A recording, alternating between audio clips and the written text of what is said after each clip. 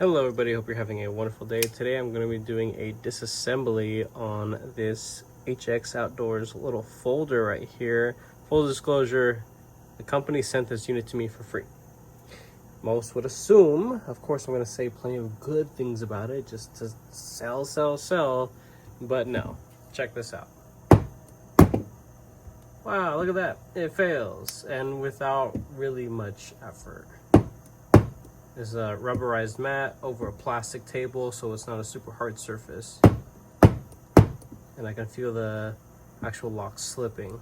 There you go. Doesn't take much pressure. So what I'm going to be doing is I'm going to tear this thing apart. I have yet to go into it and actually see the locking mechanism and the surfaces and all that kind of stuff, but you would think from just the first glance that this is kind of like an Omega Spring style lock. You would be wrong, as I was.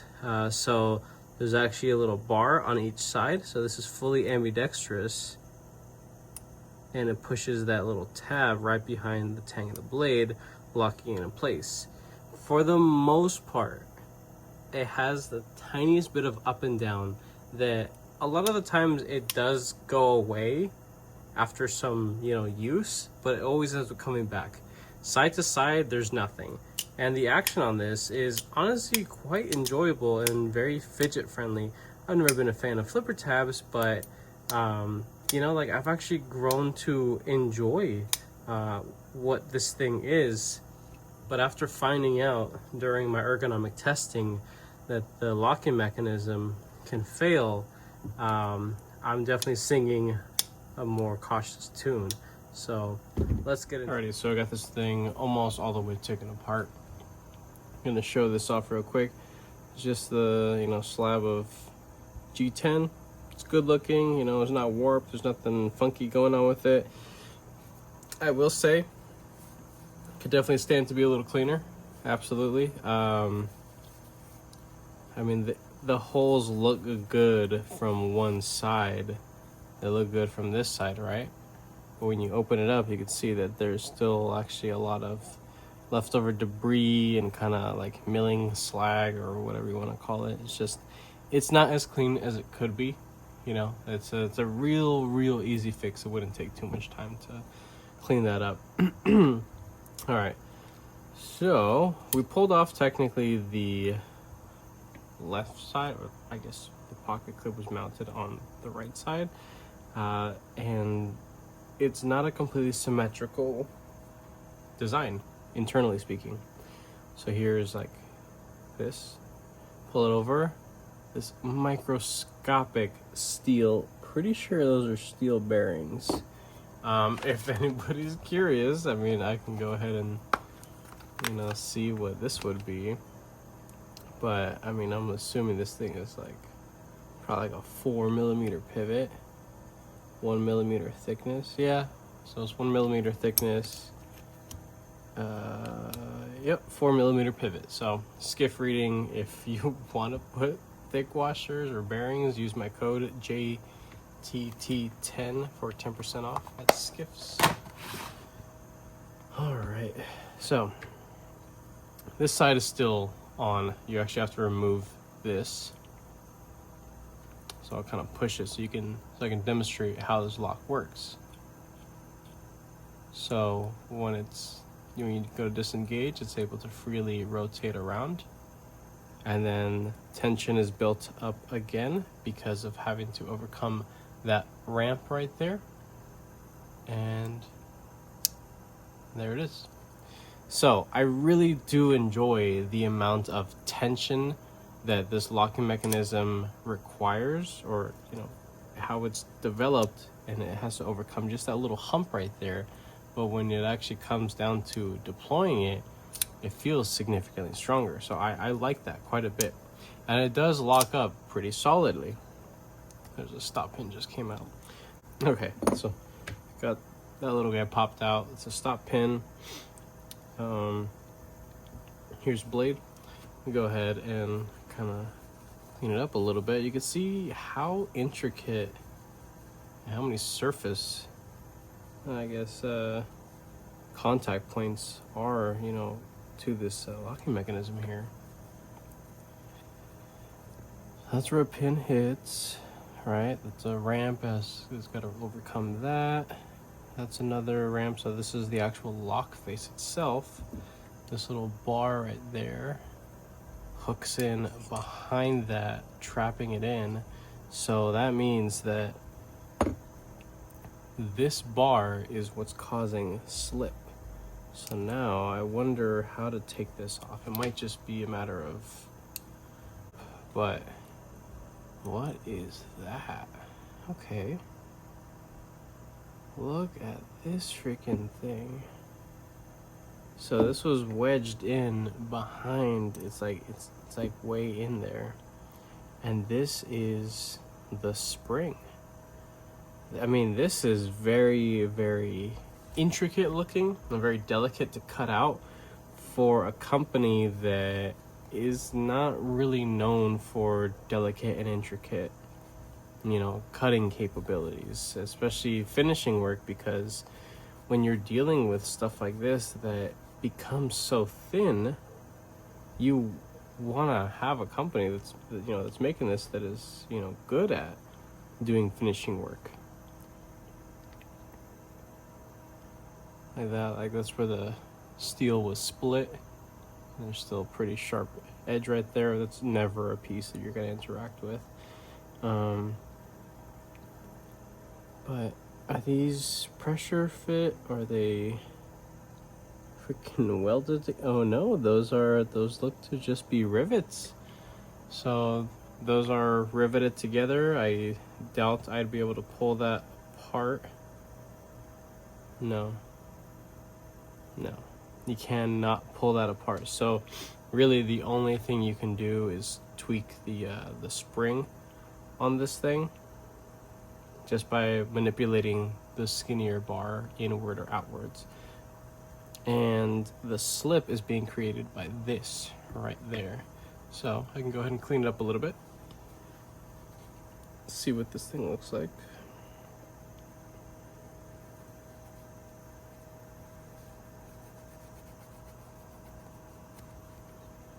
Okay.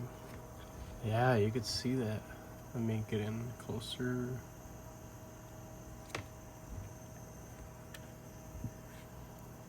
Okay. So it's slipping on this. This is what it's slipping on. See that worn out face right there? See how the metal's kind of polished? That face right there corresponds with this face right here on the blade. So as the lock is being engaged, this comes around and hooks in like that. But the thing is, it's not as far back as you would hope it is. It's actually like just barely on the edge. So it really only has like this much actual surface contact. That really isn't much.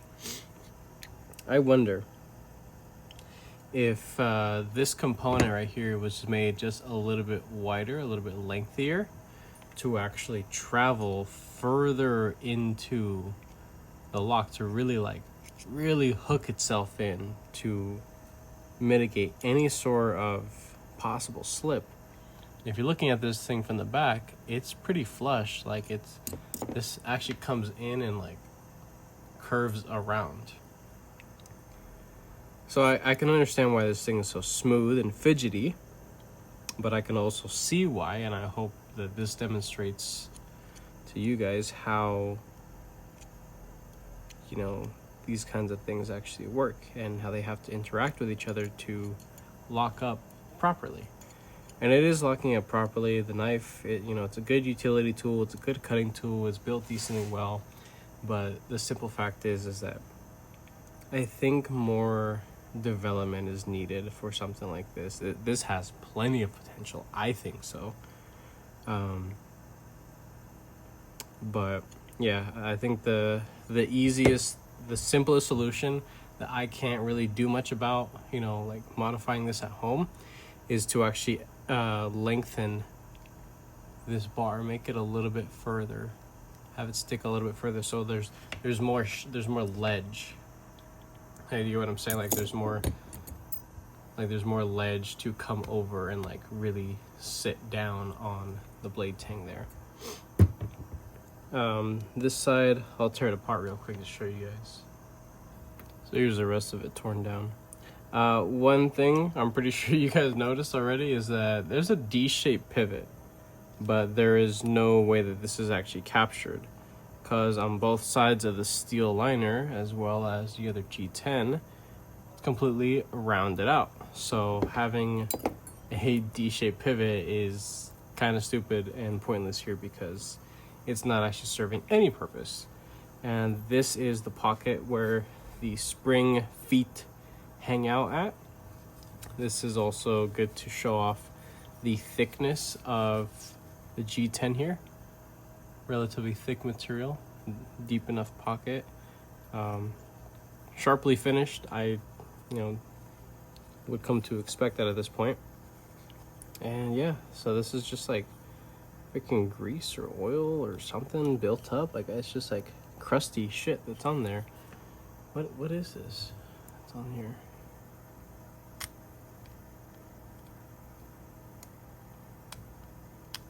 I don't know, it's like hardened boogers or something. Well, that's it, really. All right, so now having this thing all back together, the action feels so much nicer. There's definitely a lot more tension all across the entire body. Tightening down things in a certain sequence, like you start with a pivot, and then you could do body hardware, clip, filler tab, and then these individually, because these add, as you tighten them down, it actually adds a little bit of friction. So it is possible to overdo it, just like with anything. So you kind of got to tune it. I mean, it sounds good, it feels good. The up and down play that was there from the factory, it's almost all but gone, but unfortunately still slips. So there's nothing that I can really do essentially, but this is really just a video to serve a purpose of showing how this locking mechanism works and how it can potentially be improved upon. More surface area, that's literally it. It just needs more surface area, and the amount of travel that is within this locking mechanism, it is plenty enough to accommodate for that extra little bit of added length on that piece that I showed you internally. So really the only alteration that would need to occur on this particular design is just that little spring and that little hardened steel insert portion that hooks onto and lands on the shelf of the tang of the blade. So that's it, because it's literally like, this is the tang of the blade, this is that hardened steel insert that comes over. It's barely hanging on like the very tip. So when vibrations occur or a hard, I guess, impact to the spine of the knife, it's enough to create enough, I guess, vibration, and then it slips. If it was further up, that's so much less likely to actually occur.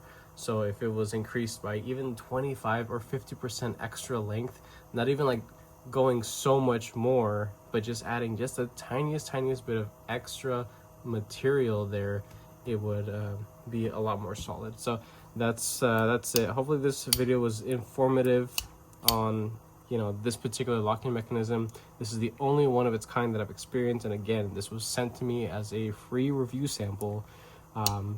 So I'm not here to say just good things about it. I'm showing you obviously its faults and things to be wary of. Is it built decent? Well, for the price, it's actually pretty good.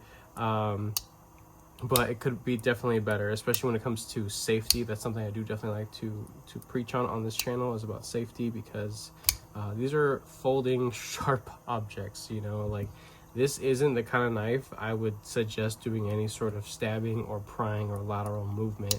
This is solely just light duty score cutting kind of task. That's all I'd say that this knife is really meant for. I don't want to say that this thing is meant to take abuse, because clearly it can barely even take a light tap on a silicone mat and a plastic table underneath. So yeah, there's that. So with that being said, if you enjoyed this video, go ahead and leave a like down below. If you are subscribed already, thank you so much. I appreciate all your support and your patience, of course. If you are not subscribed, please consider subscribing, because I promote videos and content coming you guys this way. That being said, I hope you have a wonderful rest of your day.